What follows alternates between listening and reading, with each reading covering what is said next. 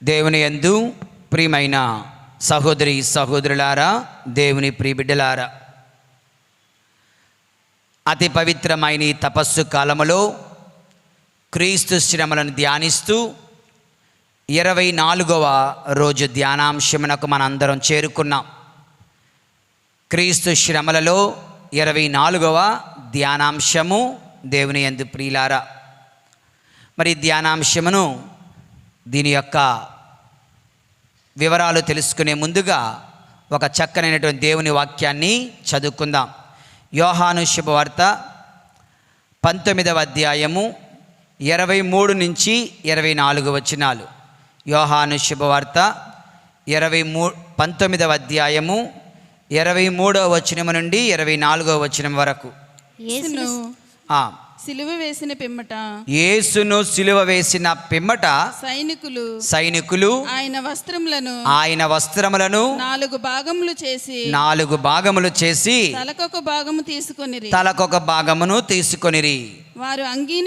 వారు అంగీని సహితము తీసుకొనిరి. అది కుట్టు లేకుండా, ఆ పైనుండి క్రింద వరకు కుట్టు లేకుండా నేయబడి ఉన్నందున దీనిని చింపవద్దు. ఇది ఎవరికి వచ్చునో అదృష్టపు చీట్లు వేసుకుందాము అని వారు ఒకరితో ఒకరు చెప్పుకొనిరి. తర్వాత వారు తమలో నా వస్త్రములు పంచుకొనిరి. నా అంగీ కొరకు అదృష్టపు చీట్లు వేసుకొనిరి అను లేఖనము నెరవేరునట్లు ఇది జరిగెను. ఇందువలననే సైనికులు ఇట్లు చేసిరి. దేవుని యందు ప్రియులారా, యేషువా వందనం, యేషువా స్తోత్రం. Praise the Lord, praise the Lord, praise the Lord, praise the Lord, praise the Lord, praise the Lord. దేవుని యందు ప్రియులారా, యోహాను శుభవార్త 19వ అధ్యాయం 23-24 వచనాల ద్వారా ఈరోజు మనము ధ్యానించబోయే ఆ యేసయ్య శ్రమ ఏమిటో మీరు గుర్తించగలరా? ఏంటది? వస్త్రములను వలచుట, క్రీస్తు ప్రభుని యొక్క వస్త్రములు తీసివేయుట. మన యొక్క 14 స్థలాల ప్రార్థనలో వారు ఆ యొక్క ప్రభుని యొక్క వస్త్రములను తీసివేశారు ఉంటుందా? వలచివేయుట అని ఉంటుంది అన్నమాట. వలచివేశారు అని అంటారు దేవుని యందు ప్రియులారా. సైనికులు బలవంతముగా మడ్డితనముగా యేసయ్య వస్త్రాలను వలచివేశారు. వలచివేయడం, తీసివేయడం చాలా డిఫరెంట్. తీసివేయడం, మనం బట్టలు తీస్తాం, కానీ అరటిపండు తొక్కను ఒలుస్తాం. తేడా ఏంటి అంటే, ఈ యొక్క వస్త్రాలు శరీరానికి అంటుకొని ఉండకపోతే అది తీయడం అవుతుంది. ఏ చర్మమైనా లేదా ఏదైనా సరే ఆ యొక్క అరటిపండు తొక్క దానికి అంటుకొని ఉంటే అది ఒలిచివేయడం అవుతుంది. ఇక్కడ he was stripped off his garments అంటారు English. He was stripped off his garments అనగా అతని వస్త్రములు తీసివేయబడలేదు, అతని వస్త్రములు వలచివేయబడ్డాయి. దేవుని యందు ప్రియులారా, ఎందుకు వస్త్రాలు తీసివేయబడలేదు, ఎందుకు వస్త్రాలు ఒలిచివేయబడ్డాయి అంటే, రక్తముతో గాయాలతో ఆ యొక్క వస్త్రాలు ముడిపడి ఉన్నందువలన, శరీరానికి వస్త్రాలు కరుచుకుని పోయి ఉన్నందువలన అది రావడములో అది సులువు కానందువలన మడ్డితనముగా కఠినముగా ఆ వస్త్రాలను వలిచివేశారు. దేవుని యందు ప్రియులారా, మనకి అప్పుడప్పుడు హాస్పిటల్కి వెళ్ళిన సందర్భం మనందరికీ ఉంటుంది కదా. నేను ఎప్పుడు హాస్పిటల్కి వెళ్ళలేదంటే నిజంగా గ్రేటే. ఓకే, అలా హాస్పిటల్కి వెళ్ళినప్పుడు అక్కడ ఇంజక్షన్లు వేసినప్పుడు ఒక్కొక్కసారి ఒక 4-5 ఇంజక్షన్లు వేయాలంటే డైరెక్ట్గా ఒక పైప్ ఇక్కడ పెట్టేస్తారు. ఒక పైపు ఒక వారం రోజులకి అలా వేస్తూనే ఉంటారు కదా. అది అయిపోయిన తర్వాత తీసేటప్పుడు ఓకే, ఎంత డ్రామా చేస్తామో, ఎంత సినిమా చేస్తామో దేవుని యందు ప్రియులారా. ఓకే, అది తీస్తుంటే అబ్బా అబ్బబ్బా ఏంటి ఎంటుకలకు అంటుకొని ఉన్నటువంటి ఆ ప్లాస్టర్ తీస్తేనే మనకి ఎంత నొప్పిగా ఉంటుందో ఏదైనా గాయం తగిలినప్పుడు, గాయాన్ని కట్టు కట్టినప్పుడు ఆ కట్టు తెరిచేటప్పుడు ఎంత బాధపడిపోతుంటామో, అలాంటిది శరీరం అంతటా యేసయ్య వస్త్రములు, శరీరం అంతటా యేసయ్యకు గాయాలే, కొరడా దెబ్బల వలన శరీరం అంతా రక్తసిక్తమై ఉంది. దాని వలన ఆ వస్త్రాలు శరీరానికి అంటుకొని పోయి ఉన్నాయి. అటువంటిది వాళ్ళు డాక్టర్లు కాదు, నర్సులు కాదు, అయ్యో నొప్పి వస్తుందంట, పాపం నొప్పి లేకుండా తెద్దామని చెప్పడానికి వారు మహా కఠినమైనటువంటి సైనికులు, బంట్రోతులు కనుక వారు మడ్డితనముగా యేసయ్య వస్త్రాలను ఒలిచివేశారు. దేవుని యందు ప్రియులారా, మరి ఇప్పుడు మనం ధ్యానిస్తుండగా ఎందుకు యేసు ప్రభు వస్త్రాలు ఒలిచారు? నెంబర్ 1, లేఖనములు నెరవేరునట్లు. ఎలాగండి? లేఖనములు నెరవేరునట్లు. లేఖనములో ఎక్కడ రాయబడి ఉంది? కీర్తనల గ్రంథము, కీర్తనలు 22:18, 17-18 కూడా చదవచ్చు. కీర్తనలు 22:17-18. నా శక్తి నా ఎముకలన్నీ లెక్క పెట్టవచ్చును, శత్రువులు సంతసముతో నా వైపు చూచుచున్నారు. 18 వారు నా బట్టలు తమలో తాము పంచుకొనుచున్నారు. మీరు నా తర్వాత చెప్పండి. వారు నా బట్టలను తమలో తాము పంచుకొనుచున్నారు. నా దుస్తుల కొరకు చీట్లు వేసుకున్నారు. దేవుని యందు యేసు ప్రభు వస్త్రాలు వారు పంచుకున్నారు. యేసు ప్రభు దుస్తుల కొరకు వారు చీట్లు వేసుకున్నారు. దేవుని యందు ప్రియులారా, రెండవది, ఈ రోజుల్లో మన కాలంలో ఒక వస్త్రానికి రక్తం అంటుకుంది అంటే ఏం చేస్తాం? తీసి పడేస్తాం. ఎందుకంటే మనకి వస్త్రాలు అంత విలువైనవి కాదు. వస్త్రాలు మనకు తరచు దొరికేవి. కానీ ఆ రోజులు యేసు ప్రభు జీవిత కాలంలో ఈరోజు బంగారం ఎంత విలువో, ఒక ప్లాటు లేదంటే ఒక స్థలము ఎంత విలువో, ఒక ఇల్లు ఎంత విలువో, అలా వస్త్రాలు అంత విలువైనవి. వస్త్రాలకు అంత విలువ కనుక ఎవడు ఎక్కువ ధనవంతుడు అంటే ఎవడి ఇంట్లో వస్త్రాలు ఎక్కువ ఉంటాయో వాడు ధనవంతుడు. అందుకే ధనవంతుడు లాజరు ఉపమానములో వాక్యం ఏమని రాయబడి ఉంది? మహాధనవంతుడు రోజు రాజవస్త్రాలతో ఆయన తిరిగేవాడంట. ఆయన ధనవంతుడు అని చెప్పడానికి ఏం చెప్పారు? మనం అనుకో వీడు ధనవంతుడు అంటే ఒంటి నిండా బంగారం వేసుకుని తిరిగేవాడని చెప్పి ఉంటారు. కానీ అలా అక్కడ వాడు ఒంటి నిండా బంగారం లేదు ధనవంతుడికి. రాజవస్త్రాలతో రోజు విందులు వినోదాలతో కాలం గడుపుచుండేను అని అన్నది. అనగా వస్త్రాలు ఎంతో విలువైనవి కనుక వీళ్ళు చనిపోయిన ఆ విలువైనటువంటి వస్త్రాలను వాళ్ళు పంచుకుందాం అనుకున్నారు. దేవుని యందు ప్రియులారా, మూడవది, యేసు ప్రభు కంటూ మిగిలింది ఇంక ఏమీ లేదు. ఒక ఇల్లు లేదు, ఒక ప్లాటు లేదు, బంగారం లేదు, ఏది లేదు. ఆయనకున్నది ఇంకా ఏమైనా ఉంది అంటే ఆ వస్త్రాలు, తన చిన్న మానం అంటారే, మానం మర్యాద, ఇక ఆయన ప్రాణం ఇవ్వడానికి ఎప్పుడో సిద్ధపడిపోయారు ఆయన. ఇక ఆయన మానం, ఆయన వస్త్రాలు మాత్రమే ఆయనకున్నాయి. దేవుని యందు ప్రియులారా, తనకున్న సమస్తాన్ని ఆయన మనకిచ్చి వేశాడు. తనకున్న సమస్తాన్ని ఆయన మనకి ఇచ్చి వేశాడు. రేపొద్దు నువ్వు నేను ఆ బట్టలు ఇవ్వలేదుగా అంటామేమో. దేవుని యందు ప్రియులారా, కనుక ఆయన తన వస్త్రాలను కూడా, అనగా తన పరువును కూడా, తన మానాన్ని కూడా ఆయన మన కొరకు ధారపోస్తున్నాడు.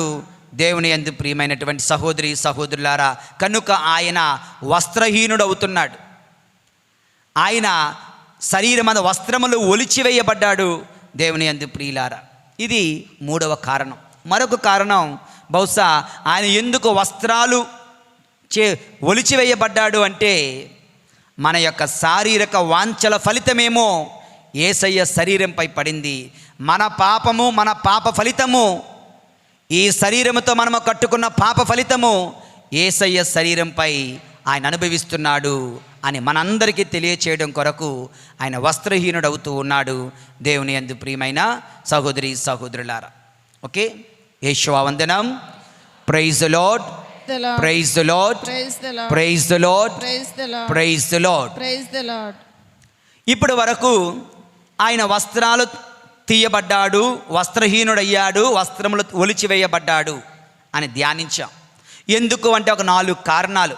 లేఖనాలు నెరవేరునట్లు, వస్త్రాలు విలువైనవి కనుక, తనకున్న సమస్తాన్ని, తన మానాన్ని కూడా, తన పరువును కూడా, తన సిగ్గును కూడా, తన వస్త్రాలు తనకంటూ ఏదైనా ఉందంటే ఆ వస్త్రం ఒకటే, అది కూడా ఆయన ఒలిచి విచ్చేస్తున్నాడు. దేవుని యందు ప్రియులారా, ఇక మన శారీరక వాంఛల ఫలితం యేసయ్య శరీరంపై పడుతుంది అని నీవు నేను గుర్తించడం కొరకు ఆయన వస్త్రహీనుడవుతున్నాడు, దిగంబరుడవుతున్నాడు. దేవుని యందు ప్రియులారా, ఇప్పుడు తర్వాత ధ్యానాంశంలోకి వెళ్తున్నాం. ఈ యొక్క వస్త్రహీనత ఆయన ఒక్కడే ఉంటే మేబీ ఇట్స్ ఓకే అనుకుందాం, అంతే కదా. ఏ బాత్రూంలోనో, ఏ ఒంటరిగానో అంటే. దేవుని యందు ప్రియులారా, ఈ వస్త్రహీనత it is not private, it was public. It wasn't in private, it was in public.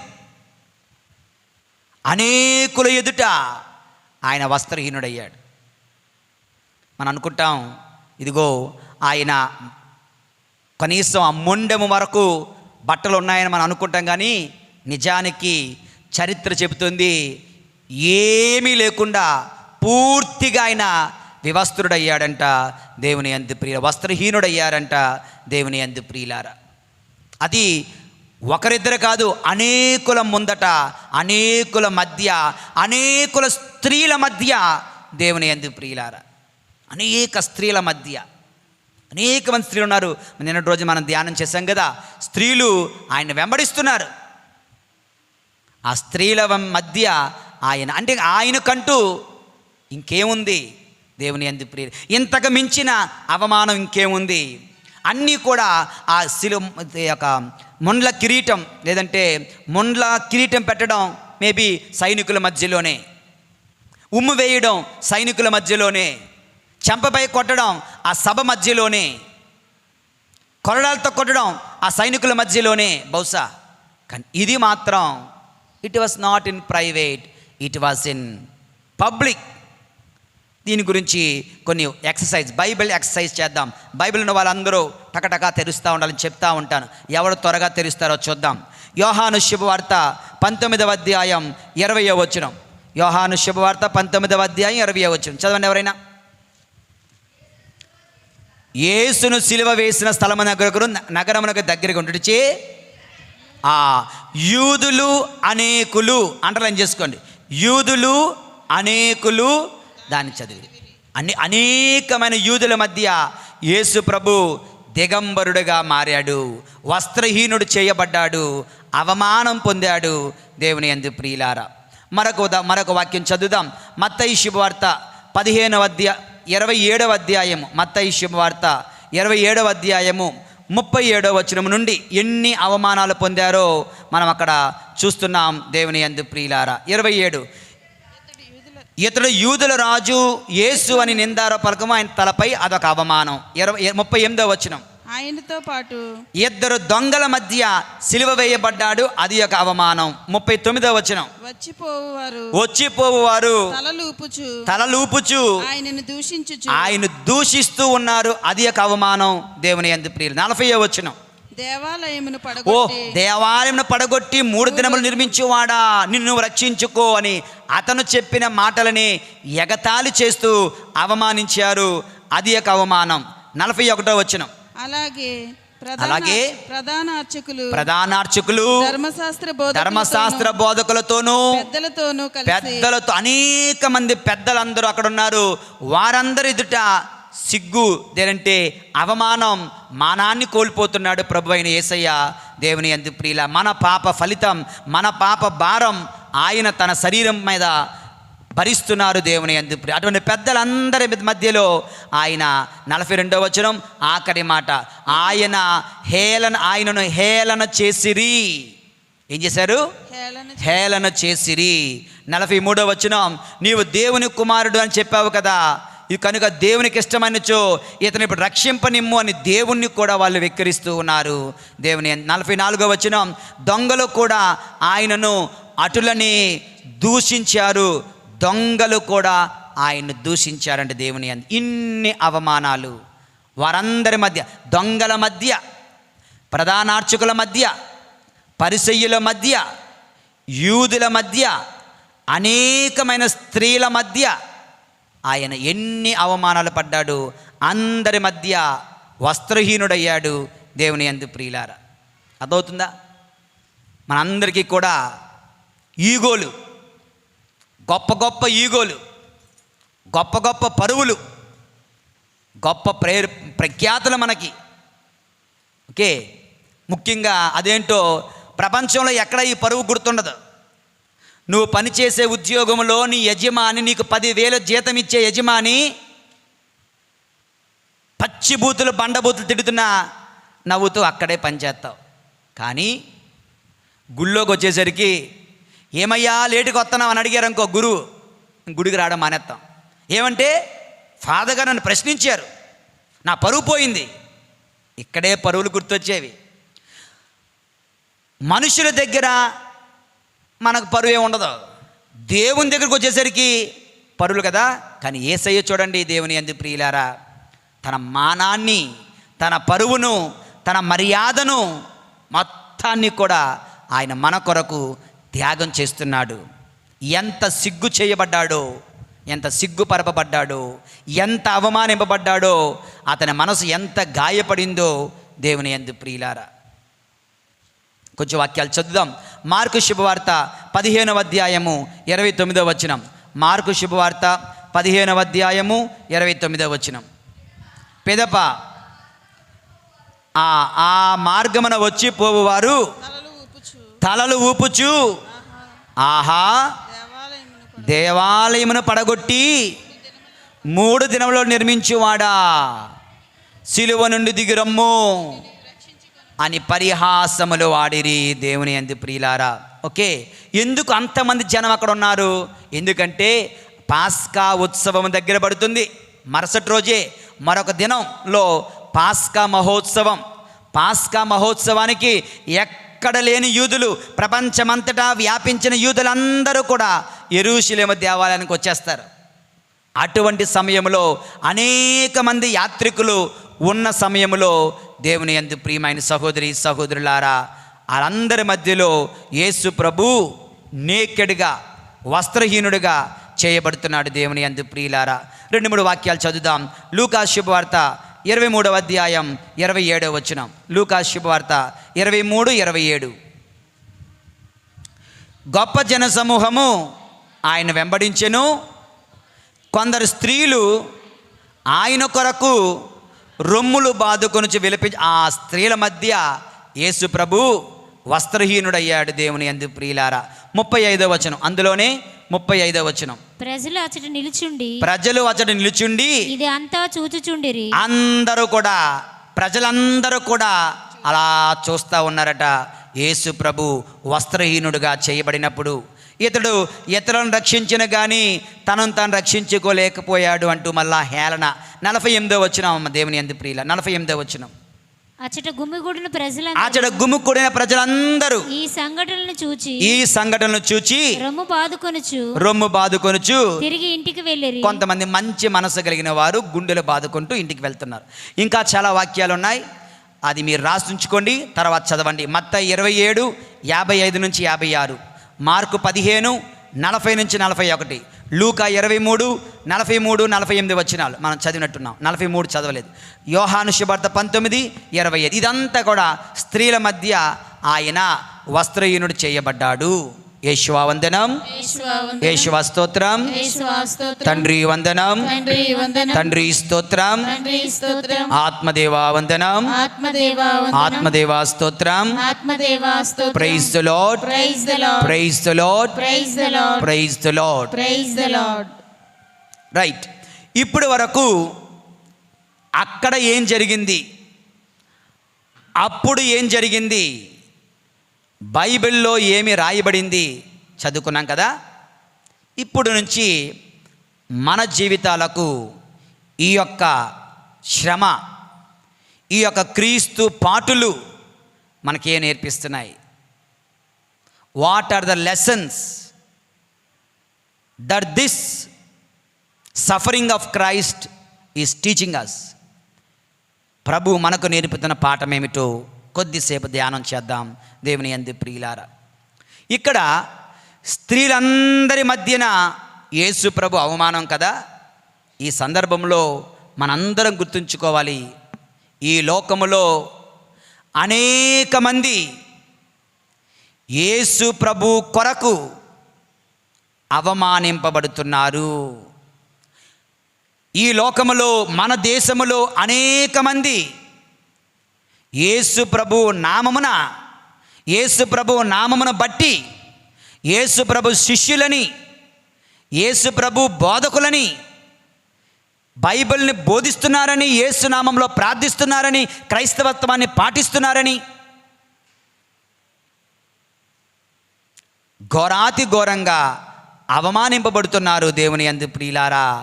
అలాంటి వాళ్ళందరిలో యేసయ్య మరొక్కసారి అవమానింపబడుతున్నాడని మనం గుర్తించాలి. కొన్ని ఉదాహరణలు చెప్తాను. ఎగ్జాంపుల్ నెంబర్ 1, ఈ మధ్య కాలంలోనే మణిపూర్ రాష్ట్రంలో మనందరికీ తెలుసు కదా, వీడియోలు కూడా చూసాం. ఇప్పుడు మనం వెళ్ళి ఆ వీడియోలు దొరకవు కూడా మనకి. కాంధమాల్ ఒరిస్సాలో జరిగినటువంటి హింసలు మనం ఇప్పుడు వెళ్ళి వెతికితే యూట్యూబ్లో దొరకడం లేదు, తీసేశారు. భారతదేశం పరువు పోతుందని. భారతదేశం పరువు పోయే పనులు చేయొచ్చు, అది ఎవరో చూడకూడదు, ఎవరికి తెలియకూడదు. మణిపూర్లో బహుశా తీసేసి ఉంటారు ఈ పాటికి. మన మణిపూర్ గురించి ప్రార్థన చేస్తున్నప్పుడు, ర్యాలీలు చేస్తున్నప్పుడు మనందరం కూడా చర్చించాం, ధ్యానించాం.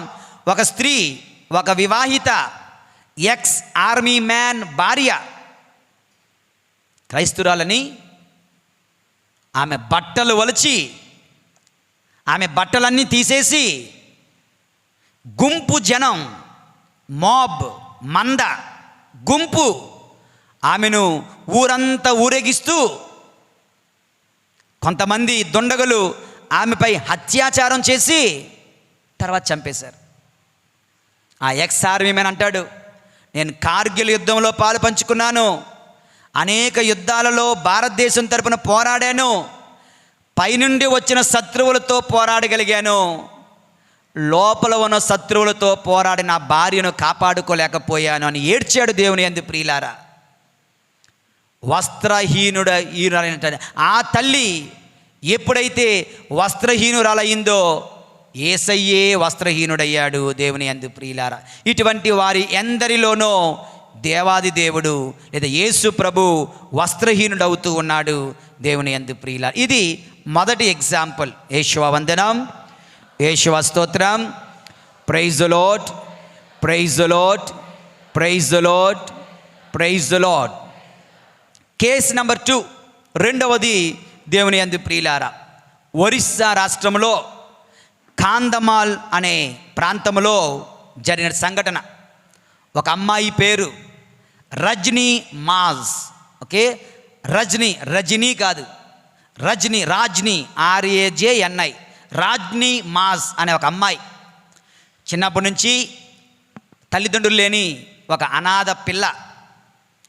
ఒక వృద్ధుడైనటువంటి గురువు గారు ఆమెను చిన్నప్పటి నుంచి చదివించి పెంచి పెద్ద చేశారు. ఆమె యవ్వన ప్రాయంలో ఉంది. క్యాథలిక్ అని ఆవిడ క్రైస్తవురాలన్న ఒకే ఒక ఉద్దేశంతో ఆ అమ్మాయిని, అనాథ అనేటువంటి అమ్మాయిని దేవుని యందు ప్రియులారా కొంతమంది దుండగులు గుంపుగా వచ్చి ఆమెను అత్యాచారం అంటే రేప్ చేశారు. చేసిన తర్వాత ఒక చెట్టుకి ఒక కర్రకు కట్టేసి నిలువున కాల్చి చంపే సజీవ దహనం చేసేశారు. సజీవ దహనం చేసే ముందు బట్టలన్నీ విప్పి కర్ర కట్టేయడం, దానికి ముందు ఆమెను మానభంగం చేసి ఇబ్బంది పెట్టడం. ఇలాంటి మందిలో, ఇలాంటి వారిలో యేసయ్య మరొకసారి మన కాలంలో, మన మధ్య, మన సమాజంలో యేసు ప్రభు వస్త్రహీనుడుగా ఉంటున్నాడు, చేయబడుతున్నాడు. ఆయన శ్రమలకు అంతము లేదా? దేవుని యందు ప్రియమైన సహోదరి సహోదరులారా, కేసు నెంబర్ 3, మూడవది. రోడ్ల మీద మనం వెళ్తున్నప్పుడు చూస్తూ ఉన్నాం, చాలామంది mentally retarded people, mentally sick people, మతిస్థిమితం కోల్పోయి కదా, మతిస్థిమితం కోల్పోయి భిక్షగాళ్ళగా గడ్డలై పెంచుకొని వాళ్ళ వస్త్రాలు లేకుండా తిరుగుతూ ఉంటారు కదా, బట్టలు లేకుండా నడుచుకుని వెళ్ళిపోతూ ఉంటారు. మనం ఏం చెయ్యలేము, చూడలేము, ఏమీ చెయ్యలేము. ఒక్కొక్కసారి బట్టలు ఇచ్చిన వాళ్ళు తిరిగి తోసేస్తూ ఉంటారు. అటువంటి రోగులు, మానసిక రోగులందరిలో కూడా దేవుని యందు ప్రియులారా యేసు ప్రభు ఇప్పటికీ ఉన్నారు. అటువంటి వారందరినీ కూడా మనం గుర్తుంచుకోవాలి. ఈ రోజున ఈ మొదటి ధ్యానాంశంలో, ఈ మొదటి జీవిత పాఠములో మనమందరము కూడా యేసు నామములో హింసింపబడుతున్నటువంటి సమస్త వేద సాక్షుల కొరకు, హింసితుల కొరకు మనం ప్రార్థిద్దాం. రెండవది, అన్యాయముగా మానభంగాలకు గురవుతున్నటువంటి స్త్రీల కొరకు మనం ప్రార్థిద్దాం. మూడవది, దేవుని యందు ప్రియులారా మానసిక రోగాలతో ఉన్నటువంటి వ్యక్తుల కొరకు, దిగంబరుల కొరకు, బట్టలు లేక వస్త్రహీనతతో ఉన్నటువంటి బిడ్డల కొరకు. చాలామంది ఆఫ్రికా, ఆ యొక్క పేద దేశాల్లో నిజంగా వాళ్ళకి బట్టలు ఉండవు. అదేదో దేశంలో మట్టితో రొట్టెలు చేసుకొని తింటుంటారు కదా, మట్టిని కాల్చుకొని తింటుంటారు. వారికి తిండి లేదు, మట్టిని తింటుంటారు. బట్టలు లేవు, మహా అయితే జస్ట్ క్రింద ముండెమును మాత్రమే వాళ్ళు కప్పుకుంటారు, శరీరం అంతా బట్టలు లేకుండానే తిరుగుతుంటారు. దేవుని అటువంటి పేదల కొరకు, అటువంటి అనాథుల కొరకు, అభాగ్యుల కొరకు, అటువంటి అన్నార్తుల కొరకు, దాహార్తుల కొరకు, వస్త్రహీనుల కొరకు, మానసిక రోగుల కొరకు, మానభంగం చేయబడుతున్నటువంటి స్త్రీల కొరకు, హింసింపబడుతున్న క్రైస్తవుల కొరకు మనం ప్రార్థించాలి. దేవుని యందు ప్రియులారా, ఇది ఈ యొక్క పరమ రహస్యాన్ని ధ్యానిస్తూ ఈ యొక్క సిలువ మార్గం చేస్తున్నావే, అక్కడికి వెళ్ళినప్పుడు వీళ్ళందరూ నీకు గుర్తుకు రావాలి, వీళ్ళందరి కొరకు ప్రార్థించాలి. దేవుని యందు ప్రియమైన సహోదరి సహోదరులారా, ఇది మొదటి ధ్యానాంశం. యేషువా వందనం, యేషువా స్తోత్రం. Praise Lord, praise Lord, praise Lord, praise Lord. ఇక రెండవ ధ్యానాంశం, దేవుని యందు ప్రియమైన సహోదరి సహోదరులారా, యేసు ప్రభు వస్త్రహీనత. దీని వలన మనము ధ్యానించవలసి, ప్రభు మనకేం నేర్పుతుందో తెలుసా? ఈ సమయంలో మనం శరీరమంతటా బాధలు పడుతున్నటువంటి వారిని గుర్తుంచుకోవాలి, వారి కోసం ప్రార్థన చేయాలి. ఒక ఎగ్జాంపుల్ చెప్తాను, మళ్ళీ కేసు నెంబర్ 1, ఎగ్జాంపుల్ నెంబర్ 1. అక్కడ 3 ఉదాహరణలు చెప్పాను కదా, ఇక్కడ ఒక 2 చెప్తాను. ఏంటంటే, ఉదాహరణకు ఒక వ్యక్తికి, ఒక స్త్రీకి కానీ పురుషునికి కానీ యాక్సిడెంట్ అయ్యింది. ఓకే, కాలు చేతులు శరీరం అంతటా గాయపరపడ్డాడు. ఆయన లేచి తన పనులు తాను చేసుకోలేడు. న్యాచురల్ కాల్స్, ఓకే, అవసరాలు, భౌతిక అవసరాల కొరకు లేచి తన పనులు తాను చేసుకునే స్థితి ఉంటుంది. బాత్రూమ్కి వెళ్ళలేడు, స్నానం చేయలేడు, తనకు తనుగా తన అవసరాలు తీర్చుకోలేడు. అటువంటి యవనస్తుడు కానీ, తండ్రి కానీ, తల్లి కానీ, భర్త కానీ, భార్య కానీ, బిడ్డలు కానీ ఏమో చేస్తారు? యాక్సిడెంట్లకు గురైనప్పుడు, జబ్బు పడినప్పుడు ఏం చేస్తారు? వాళ్ళ ఇంటిలో వాళ్ళే సహాయం చేస్తారు, స్నానం చేయించడానికి, ఓకే, లేదా 1-2 కార్యక్రమాలు చేయడానికి, ఇవన్నిటికి కూడా.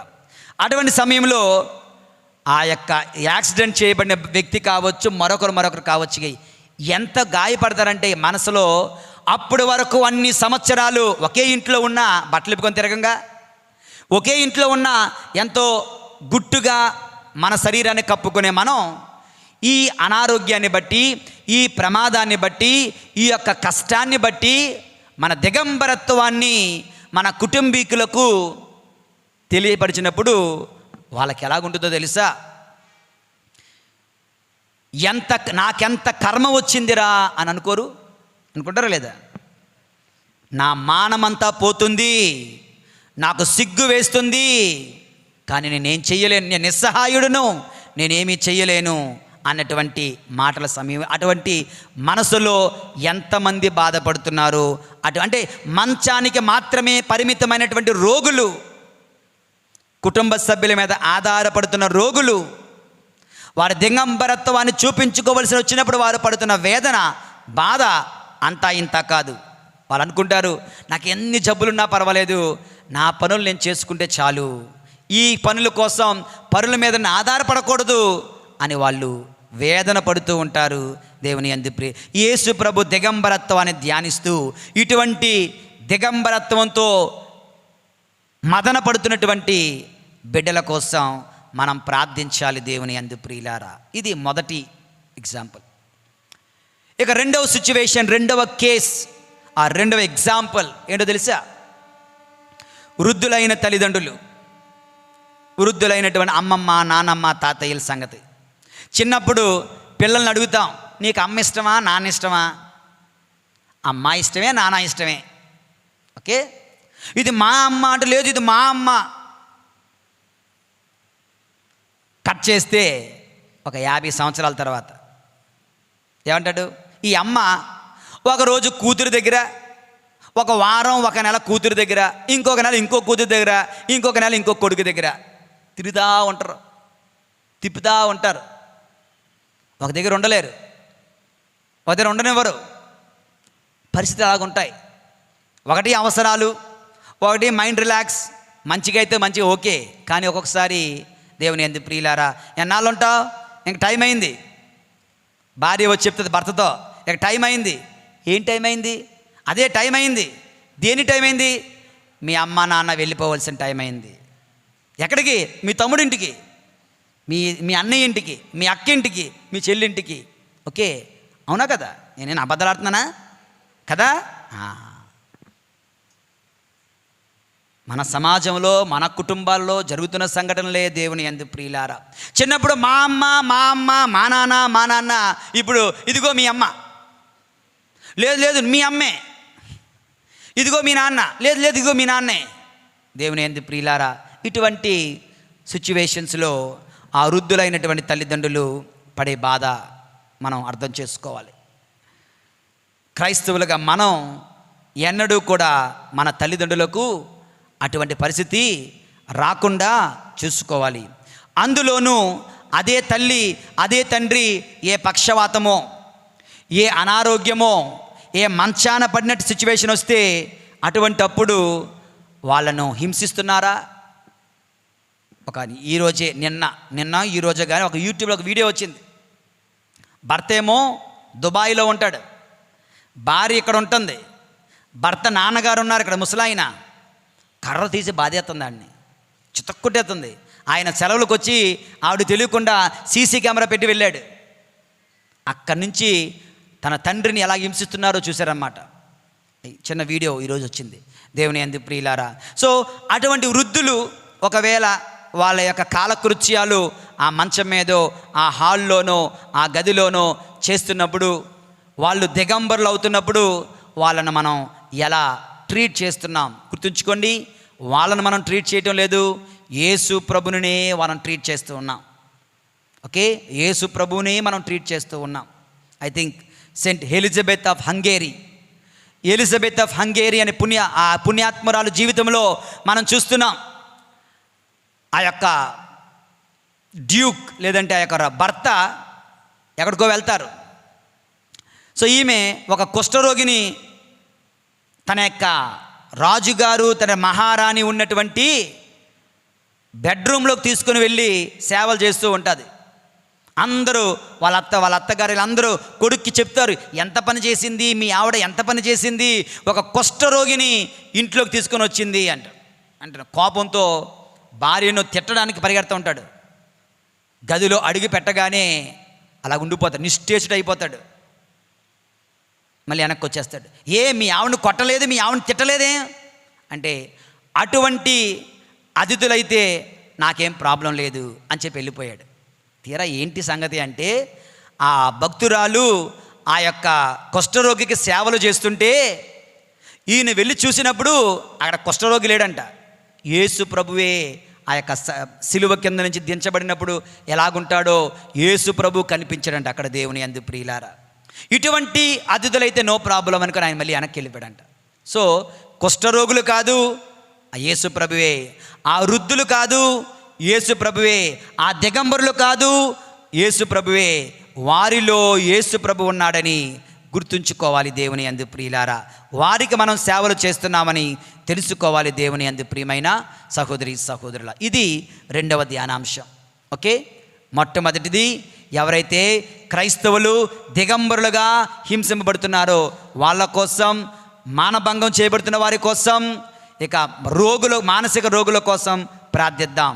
రెండవది దేవుని యందు ప్రియమైన సహోదరి సహోదరులారా, యాక్సిడెంట్ల వలన, రోగాల వలన మంచానికే పరిమితం అయిపోయి వారి దిగంబరత్వాన్ని వారి కుటుంబీకుల మధ్య చూపిస్తూ సిగ్గుపడుతూ నలిగిపోతున్న బిడ్డల కొరకు త్వరగా వారు స్వస్థత పొందుకోవాలని, ఇంకా తల్లిదండ్రులు, వృద్ధులైనటువంటి వ్యక్తులు కుటుంబ సభ్యుల చేత హింసింపబడకుండా అటువంటి వారందరూ కూడా రక్షింపబడాలని, దీవింపబడాలని, అటువంటి వారి కోసం మనం ప్రార్థిద్దాం దేవుని యందు ప్రియులారా.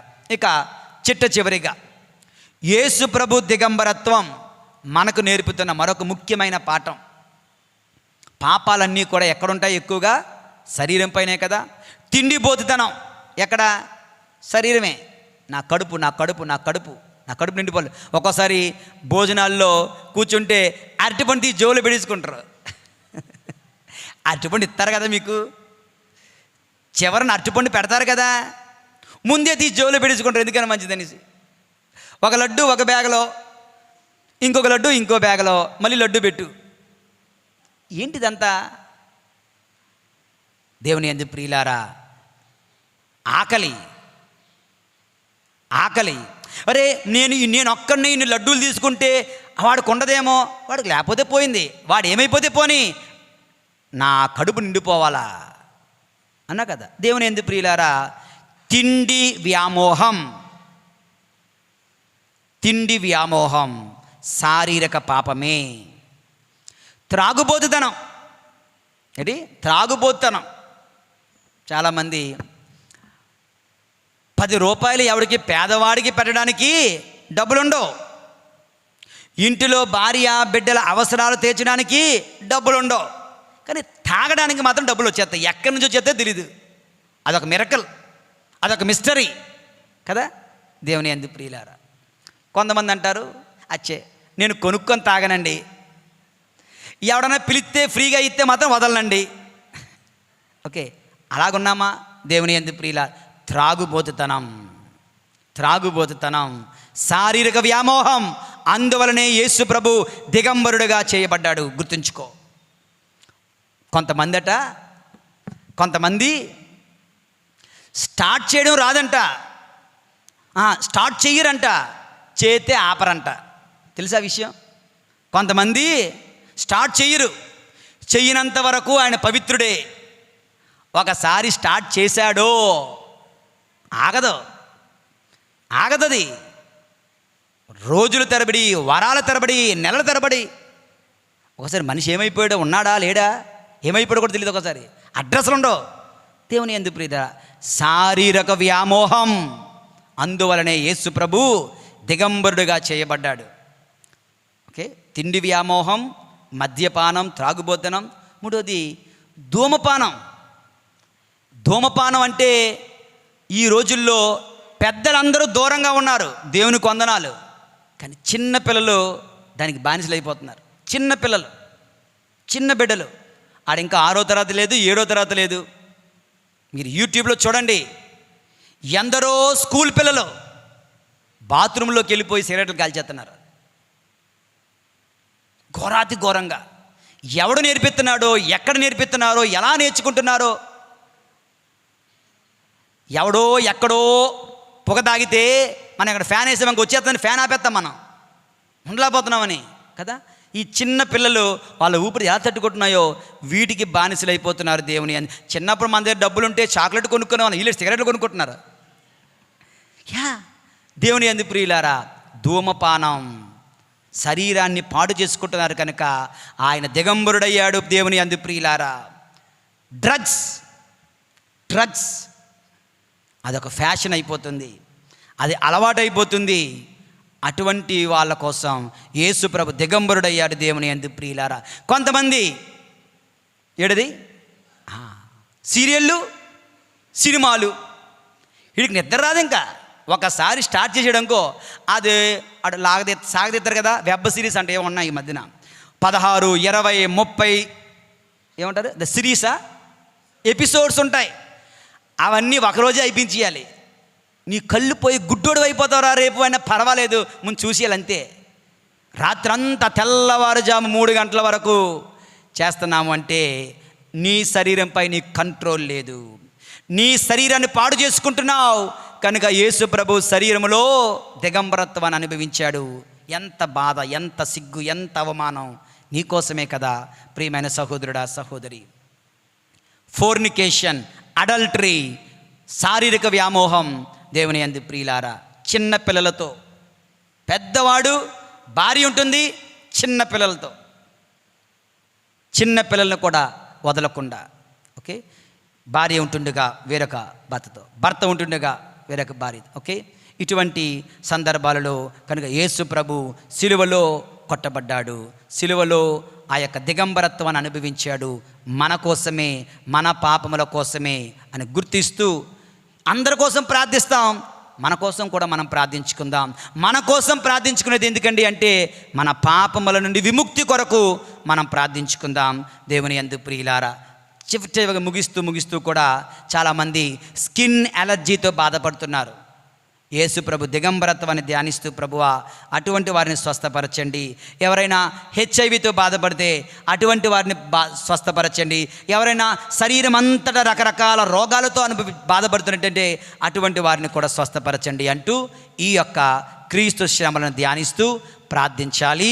దేవుని యందు ప్రియులారా, పరిశుద్ధుడైన దేవుడు వారందరినీ స్వస్థపరుదురుగాక. పరిశుద్ధుడైన దేవుడు మనందరి శారీరక వ్యామోహాల నుండి మనను రక్షించి కాపాడుదురుగాక. పరిశుద్ధుడైన దేవుడు మనందరినీ దీవింతురుగాక. పితా పుత్ర పరిశుద్ధాత్మ నామమున ఆమేన్. ప్రార్థించుదము. పరిశుద్ధుడైన తండ్రి, ప్రేమగల ప్రభువా యేసయ్య, నీ పవిత్ర నామమునకు వందనాలు తండ్రి. ప్రభువా, నా కొరకు, నా పాపముల కొరకు, నా కొరకు, నా శారీరక వ్యామోహముల కొరకు, నా కొరకు, నా శారీరక బలహీనతల కొరకు సిలువలో దిగంబరత్వాన్ని అనుభవించావు. ఆఖరిగా నీకంటూ ఉన్నది ఏదైనా ఉంటే ఆ ఒక్క నీ వస్త్రాలే. అది కూడా ప్రభువా నీ నుంచి మేము లాగేసుకున్నాం. అది మా పాపముల ఫలితమే. యేసయ్యా, ఈ కఠినమైన శ్రమను ధ్యానిస్తుండగా మా తప్పిదములను, మా పాపములను మన్నించండి తండ్రి. మరలా మా వలన మీరు దిగంబరులుగా కాకుండానట్లు మా శారీరక వ్యామోహములను జయించే శక్తిని మాకు ఇవ్వండి ప్రభువా. పరిశుద్ధుడైన తండ్రి, ఎవరెవరైతే నీ నామమును బట్టి హింసింపబడుతున్నారో వారిని రక్షించండి ప్రభువా. అన్యాయముగా హత్యాచారాలు చేయబడుతున్న స్త్రీలను ప్రభువా ఆశీర్వదించి సంరక్షించి కాపాడండి తండ్రి. శరీరమంతటా స్కిన్ అలర్జీలు, ఇతర రోగాలతో బాధపడుతున్న బిడ్డలందరినీ కూడా ప్రభా స్వస్థపరచండి ప్రభువా. మా వ్యామోహములను జయించే శక్తిని మాకివ్వండి. వృద్ధులైనటువంటి తల్లిదండ్రులు బలహీన స్థితిలో ఉంటుండగా, ప్రమాదాలకు గురై ఆసుపత్రిలో మంచాన పడి ఉంటుండగా అటువంటి వారిని బలపరచండి ప్రభువా. ఈ మా మనవులను యేసు నామములో మేము అడిగి వేడుకొనుచున్నాము పరమ తండ్రి, ఆమేన్.